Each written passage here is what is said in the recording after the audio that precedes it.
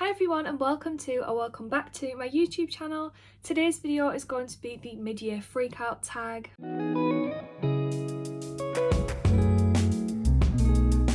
I know this video is really late, but I wasn't planning on doing the mid-year freakout tag this year. I think I did it maybe last year or the year before. And I like watching them, but I just wasn't going to do it. I don't know why. But since the Summerween readathon, which was the last vlogs that I posted, I've not been reading very many books at all. I wouldn't say it's a full-on slump, but I've just been taking it really slow. And the next video that I wanted to film is probably going to take me a couple of weeks. It's going to be a vlog where I read some of the 5-star predictions that I had. So if I didn't film just a short little video, then I wouldn't be posting anything for like a month. And I don't want to do that. So yeah, I thought I would do this tag even though it is a little bit late on in the year. We're now officially in August. Today is the 1st of August as I'm filming this, so yeah, I know most people usually put this up in like June, but hopefully you'll enjoy it anyway. I should also address my hair. I got loads of it chopped off. I was going to curl it and make it look really cute for this video. I think my curlers are broke. I turned them on and it wouldn't let me turn the temperature up. It wouldn't let me turn them off. So I've had to just turn them off at the wall and hope for the best. So yeah, I think that they are dead. So she's not looking her best. There's a huge bobble line here where I've had it up in a ponytail all day. But yeah, this is my new hair. I really love it actually. I wasn't so sure when I first got it, but now that I've realised I need to properly style it in order for it to look nice, I've really been loving it. So yeah, hi to short hair. I've literally never had short hair before, so it was a very big change, but I am enjoying the short hair life. Anyway, let's have a look at these questions. So I've not actually planned this video or written down any answers, so I'm currently sat in front of my computer just so I can like go through all my books that I've read this year just to make sure I'm not forgetting anything. So the first question on the list is the best book of the year so far. So I'm just going to go on to my reading challenge for this year. I have a feeling I have 2 in mind, but we'll just double check. So the 2 that I have, I literally read back to back, gave them 5 stars. So the first one is True Crime Story by Joseph Knox.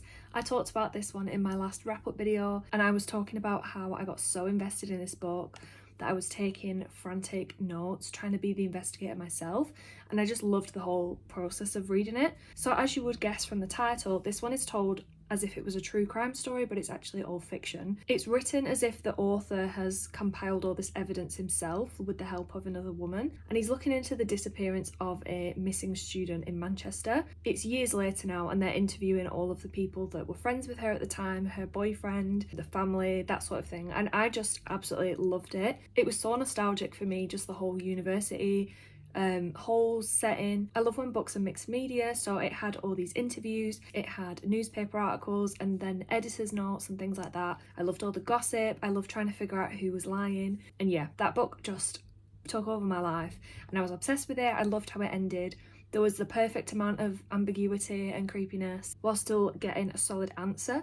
And then my next one, I don't actually know where it is, I was just looking at my shelves behind, but I'm not sure where I've put it. And that is My Dark Vanessa by Kate Elizabeth Russell. So I read this one straight after reading True Crime Story, and this one is very different. This is about a 15-year-old girl who enters into a relationship with her 42-year-old English teacher, and we're following her perspective as all this is happening, as she starts this relationship.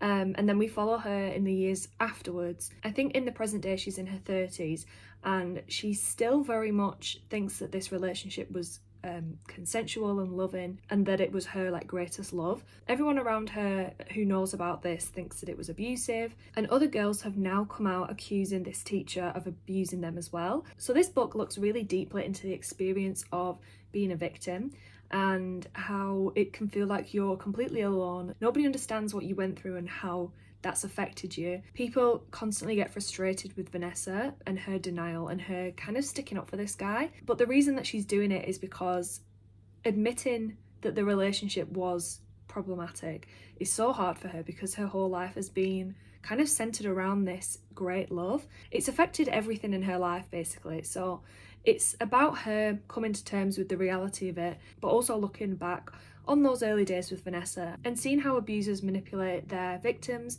into thinking that it's okay and putting the blame on them. This one was just so well written. It was very emotional. I needed a break from reading because it was so harrowing and really just dark, upsetting. But even though I love disturbing, dark things, this one felt so real, and you really get into the mind of Vanessa. So I would recommend going into it with a good headspace and knowing what to expect, but I did think the whole read was so worth it, and I would recommend it to anyone who's interested in that kind of topic, but also with like a cautionary warning as well. The next one is the best sequel that I've read so far this year, and the only thing I can think of is I read the 5th season and The Obelisk Gate again because I wanted to finish the series, and I think that is it. Yeah, that is everything that I read. So The Obelisk Gate is actually the only sequel that I've read this year, and I did give it 5 stars on my reread. I think on my first read I gave it 4, and then I loved it even more on the second read. You've probably heard me talk about the 5th season trilogy already. I'm not a massive fantasy reader, but this one is just perfect for me. It has great world building, great characters, great plot. There's so many diverse characters, it's got great representation. It's more of a slow paced series, which I realised as I was like getting further on into the series. I wanted it to pick up a little bit more, but it is widely loved, and the first and the second book are my favourites. And then I did finish the third one and I didn't love it as much, but I think we'll get onto that one in a later question. Ooh, okay, new release that I haven't read yet. Let's look at all the ones that came out in 2023. Okay, this one is a recent addition to my TBR, mainly because of the cover. This is Before We Were Innocent by Ella Berman, but this one came out in April of this year, which is still kind of a while ago. But yeah, I'm obsessed with the cover, and it's meant to be about toxic friendships, female friendships, which I'm all over. I also really want to read Happy Place by Emily Henry.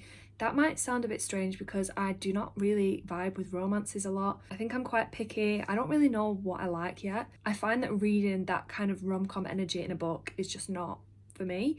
I don't like it when it feels silly and like ridiculous, so I'm going to try and dabble with romance a little bit this year. I'm going on holiday very soon and I'm going to try and read Happy Place whilst I'm there, so I'm hoping that even if the book is kind of cheesy, being on holiday will make it not feel so awkward for me. And I think Happy Place is about a couple who were together and have split up, and they have to go on holiday and pretend to still be together, and it's meant to talk about adult friendships in a really good way, so I'm going to give that one a go and hopefully I enjoy it. Another one that I really want to read is None of This Is True by Lisa Jewell. This one came out I think about 2 weeks ago. I have seen it in Tesco, but I'm not really a hardback fan, so I don't really want to buy it yet. When it comes out in paperback I probably will. I did put a hold on the audiobook at my local library, but it says I won't get it until January. So the next question is my most anticipated release for the second half of the year. I don't really keep up to date with new releases. However, on my TBR there are 4 that are coming out later this year, so I will just talk about those very briefly. So there's 2 here that I've added purely because I've read and loved things by their authors before. The first one is Good Bad Girl by Alice Feeney. I've given most Alice Feeney books like 4.5, 5 star, although I did just read Daisy Darker, which I gave a 3.5 I think. I don't even know what this book is about at all, but I will read it because it's Alice Feeney, I've got to give her a chance. And then the next one is Midnight is the Darkest Hour by Ashley Winstead. I read In My Dreams I Hold a Knife maybe last year or the year before, and I think I gave that one 4.5 out of 5. I loved that one more than I was expecting to, and I thought it was written really well because the flashbacks were paired up really well with what was happening in the present day. I saw that this one was coming out. Let me see what it's about. Ooh, for fans of Verity and A Flicker in the Dark. I didn't really like Flicker in the Dark, and I don't want to read Verity. So it's a gothic southern thriller about a killer haunting a small Louisiana town where 2 outcasts, the preacher's daughter and the boy from the wrong side of the tracks, hold the key to uncovering the truth. So I really like books that are set in Southern America in these small towns. I just really like the atmosphere. And it sounds like there's probably going to be a bit of a romance in there, which I'm open to. I'll just tell you a little bit about Good Bad Girl while we're here, actually, because I gave you nothing. So that one, 20 years after a baby is stolen from a stroller, a woman is murdered in a care home. The 2 crimes are somehow linked, and a good bad girl may be the key to discovering the truth. Okay, I'm open to whatever Alice Feeney has to say. The next book also kind of fits with the category of I've read something by this author before and loved it, but I would have added this to my TBR anyway, just purely on the premise, and it is Penance by Eliza Clark. I thought this one had come out already, but on mine it's saying September 26th. I'm wondering if that's the paperback or something. But this one is a literary fiction that is kind of like a true crime story, and it's about a murder of a 16-year-old girl and about the small town that it affects. I love stuff like that, so that would have been going on my TBR anyway. But I recently read Boy Parts by Eliza Clark and absolutely loved it. I gave it 4.5 stars, I think. I've not actually talked about it in a video yet. I loved how funny it was. Irina as a character was hilarious, relatable, fascinating, and just the whole thing I was obsessed with. The only thing that let it down for me a bit was like the ending, I think. It just didn't feel totally perfect for me, but I will talk about it more in a wrap-up video. But I really liked Eliza Clark's voice, so I'm intrigued to see how she's gonna approach something like this where it's a true crime take. It's getting really good reviews, so I'm sure I will love it. Oh, and the last one that I wanted to talk about is actually called The Last One, which is Fitting by Will Dean. I heard Gabby from Gabby Reads talk about this book, and I think I will just love it. It's set on a cruise liner, and our main character wakes up one morning and everybody's gone off this cruise ship. All the staff, her boyfriend, everyone's missing. There's something so terrifying to me about the ocean, cruise ships in general. Reading about true crime stories that have happened on cruise ships are so scary. They're just so mysterious.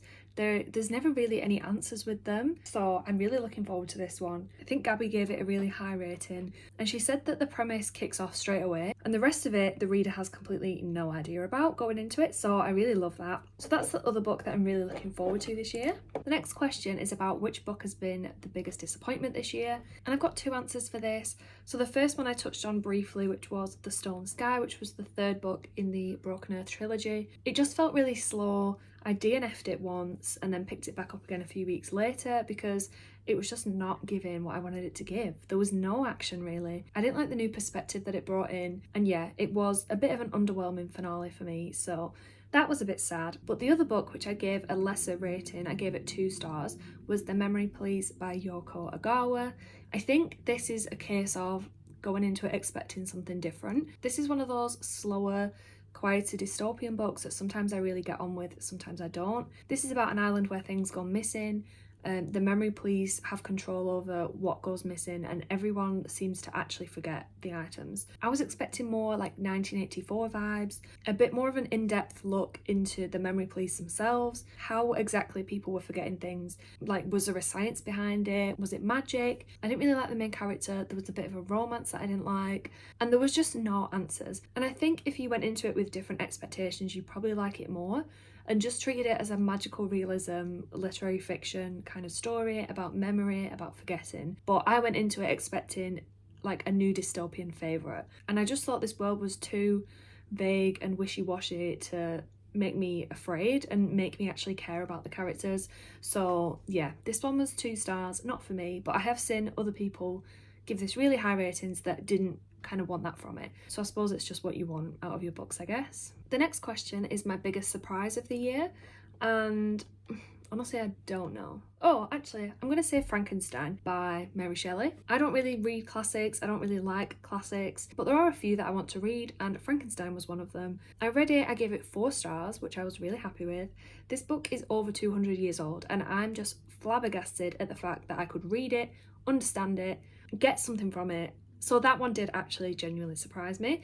It talks really nicely about nature, and it made me want to travel around my own country, because at some point in the book Frankenstein goes from the south of England right up to the top of Scotland, and just the way that she described all these places was very inspiring and very just comforting and nice. But then it also had great conversations about good and evil, nature, nurture, isolation and abandonment, and yeah, I just had a really good time with it. It was definitely tougher to read, but my copy on my Kindle had footnotes and things, and it also had a kind of a glossary, so if there was a word that was outdated, there'd be a little clicky button next to it that I could click on and it would take me to what the word meant and like the context of it, so it was easy to read in that sense. But yeah, that is probably my biggest surprise of the year so far. The next one is favourite new author who is debut or new to you. Probably Eliza Clark, actually, because I think I will now read everything that she writes. Boy Parts is her debut, but it's been out for a few years now, I think. I just loved how funny it was and how fascinating the story was, even though there wasn't much plot going on. And as I said, I'm really excited to read Penance. It sounds completely up my street. The next question is newest fictional crush. I don't really get crushes because I don't often read books that put people in a good light, so it would be kind of weird to crush on them. Just having a quick look. Literally it's just disturbing thriller, horror, crime stories one after another, so it's pretty slim pickings. The most recent book that I've read, which was Birdman by Mo Hader, I'm gonna say Jack from that. So he is the main detective guy in this story. The only reason that I'm saying this is because when I was in first year of uni, I think it was the break between first year and second year, I binge read the Grant County series by Karen Slaughter. If you've been watching my videos for a while, you will already know the love that I have for that series. It is literally the best thing I've ever read. And I just had such a deep love for Jeffrey Tolliver in that book. The Grant County series is a police procedural series and they're so messed up and dark. But Jeffrey, we follow him right from the start and I was just obsessed with him. And now I've started Birdman, which has been recommended by Karen Slaughter. I think the second book in the series, which is called The Treatment. Karen Slaughter has written this amazing 5-star review and said, like, this is the book that I would teach other people how to write a good thriller. And what a glowing review that is. So I've just finished Birdman and given it 4 stars. It was equally as dark as Karen Slaughter and it follows the same sort of format where we're following this main detective and I think he's in his 30s. He's a little bit low in life, he's got some trauma, he drinks too much, everyone fancies him but he's very unavailable. You know, just like a tropey character, and I am a sucker for that. So I'm gonna say him. It's not fully there yet, but it might develop as the series goes on if I do continue it. But yeah, I finished that and I immediately added The Treatment to my TBR. That's the only one that I see potential in. The rest of them, no. Everyone is an unlikable character. The next question is newest favourite character. Am I allowed to use boy parts again? Irina. I'm gonna do it. I'm sorry. Irina is described as this like super sexy, very toxic girl, and she was so funny to read about. She treated everyone around her like shit, but they were obsessed with her. Her whole behaviour and attitude is just very negative, but there was something so fascinating and compelling about her, and I would love to live in her head for a day. So I'm gonna say Irina, and I would love to read a sequel. Oh, and just to vary it up a bit, I'm gonna say Imogen from The Appeal. I mean, she's not my favourite character, like I don't like her, but the way that she was written was so funny. The Appeal is a crime story which has tons and tons of emails and texts in there. As you can tell, there's a bit of a running theme as to what kind of books I like, and we got to see emails from Imogen to other people and she's so like clingy, needy, and I just loved reading about her because she was hilarious. I mean, I was laughing out loud. It might be kind of mean, and I wouldn't say I liked her, like I would not want to meet her, but I really liked how she was characterised, and yeah, that's my second answer for those who are bored of hearing me talk about boy parts. I do think it's kind of strange that both of those characters are not my favourite for good reasons. They're my favourite characters because they are kind of problematic and kind of unlikable. And I think last time I did this tag, my favourite character was Pip from A Good Girl's Guide to Murder, but then even she gets a little bit problematic. If you know, you know. Okay, next one is a book that made me cry. I think, again, my daughter Vanessa made me cry at the end. I don't think anything else. Oh, Our Wives Under the Sea also made me cry a little bit. It wasn't full tears or anything, but there was definitely some welling up going on. But I really want a book that's going to make me sob this year. So let me know what books have made you sob and I will have a look. A book that made me happy, I'm sorry to repeat, but it's The Appeal by Janice Hallett. This one was just fun. I'd not had this much fun reading for the longest time when I read it. I just love reading about people's texts and emails. There's something that feels so private and like snoopy about it. Snoopy? Like you're snooping in on people. I love gossipy things, so anything like that I just have the most fun reading. And to spice it up a little bit, I will include Tom Felton Beyond the Wand in this. I do have many thoughts about this book which I will talk about at a later date, but this one did make me happy in terms of it talked a lot about Harry Potter. I'm a big Harry Potter fan, so learning all the little secrets about behind the scenes and how they film certain things, I'm always really interested in that, and it really made me want to rewatch the films, which I am currently doing. I've just finished Goblet of Fire last night and now I really want to read the books again, so yeah, it did make me happy in the sense of reigniting the love for Harry Potter. Favourite book to film adaptation that you've seen this year? I don't think I've seen any. I don't watch a lot of films, I don't watch a lot of TV. I watch like trash TV a lot, so I don't watch anything worthwhile. I feel like a lot of people's answer, either this year or last year, I can't remember when it came out, would probably have been Daisy Jones and the Six, and I am quite intrigued by Daisy Jones and the Six. I read The Seven Husbands of Evelyn Hugo, I think in 2021, And I gave it 3 stars. It's just not really my kind of book. I thought it was okay, but I didn't really understand the hype. So I never picked up Daisy Jones and the Six, even though the show looks really good. I've been wondering whether to read it. I know I keep saying that I love interview stuff, and I think Daisy Jones and the Six is written in interview format. So if you've read it or watched it, can you please let me know if I should do either of those things? Or if I should do both and maybe read the book first, I don't know.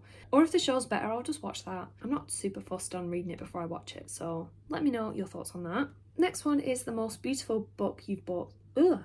The next question is most beautiful book you've bought so far this year. I feel like I've not read too many pretty books this year, but I have just grabbed... Sorry, I should have prepared for this so I could have got the books out before. I have just grabbed Our Wives Under the Sea. I have ruined it with fake tan, but if you just ignore that, then the front of this book is stunning. I love the pink, I love the face, distorted face, and then I like this kind of yellowish writer on the back as well. So that's my first pick. And then boy parts, sorry again.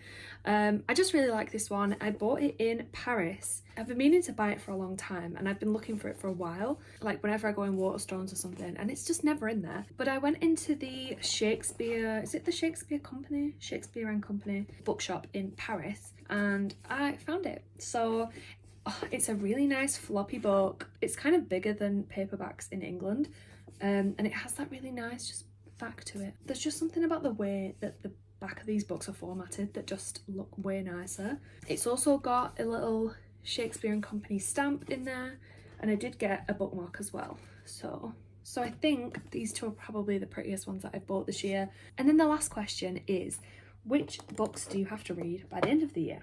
And there are so many that I want to read. So my Goodreads challenge this year is 50 books. So I'm currently at 37 books. So technically I only need to read 13 more to hit it. So let's have a look on my TBR. I'm just going to read out the ones that I'm desperate to read. Actually, I've had an idea.